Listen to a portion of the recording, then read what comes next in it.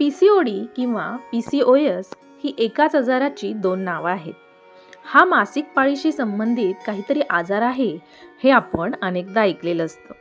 पण नक्की हा आजार काय आहे, हा कशामुळे होतो आणि याची लक्षणं काय आहेत याबद्दल फारशी माहिती नसते. मग चला जाणून घेऊया पीसीओडी किंवा पीसीओएस म्हणजे आहे तरी काय.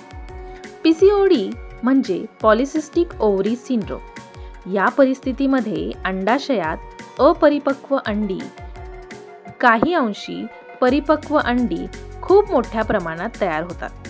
आता कालांतराने या अंड्यांचं सिस्ट तयार होतं आणि हा सिस्ट अंडाशयाचा बराचसा भाग व्यापून घेतो.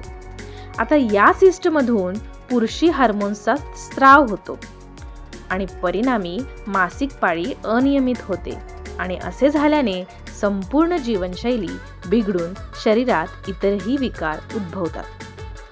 आता हा पीसीओडी हा विकार जगभरात अनेक स्त्रियांमध्ये आढळतो. मग आता हा पीसीओएसचा जो सिंड्रोम आहे त्याची कारणं काय आहे, तर आपल्या शरीरामध्ये होणारे हार्मोन्सचे इम्बॅलन्स असणं, त्याचप्रमाणे आपलं शरीर इन्सुलिनला रेझिस्टन्स होणं आणि अनुवंशिकता ही महत्त्वाची अशी कारणं पीसीओडीसाठी असतात. त्याचप्रमाणे बदलती जीवनशैली, ताण, नैराश्य, लठ्ठपणा या स्थितीमुळे देखील स्त्रियांमध्ये हा विकार आपल्याला बघायला मिळतो. आता ह्या विकाराची लक्षणे काय आहेत, तर चेहऱ्यावरती अगणित असे पिंपल्स, ॲक्ने येणे, चेहऱ्यावरती खूप सारे आपल्याला पिंपल्स यावेळेस पाहावयाला मिळतात.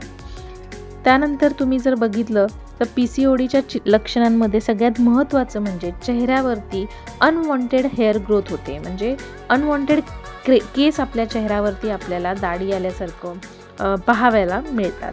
त्याचप्रमाणे आपल्या डोक्यावरचे जे केस असतात त्या हार्मोनच्या इम्बॅलन्समुळं आता हे केस काय होतात, गळायला सुरुवात होते आणि खूप सारे केस गळती आपल्याला पीसीओडी या विकारामध्ये पाहावयाला मिळते. आणि आता ह्या सर्व विकारांमुळं लक्षणांमुळं काय होतं, स्ट्रेस लेवल खूप वाढते.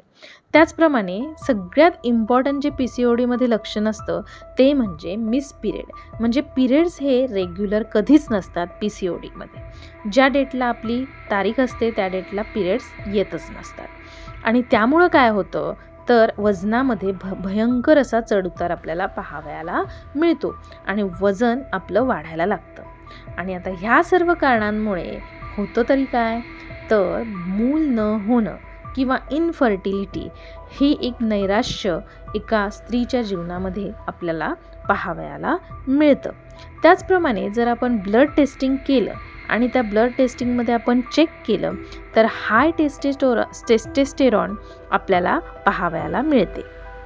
तर ही होती काही माहिती पीसीओडी या विकाराबद्दल.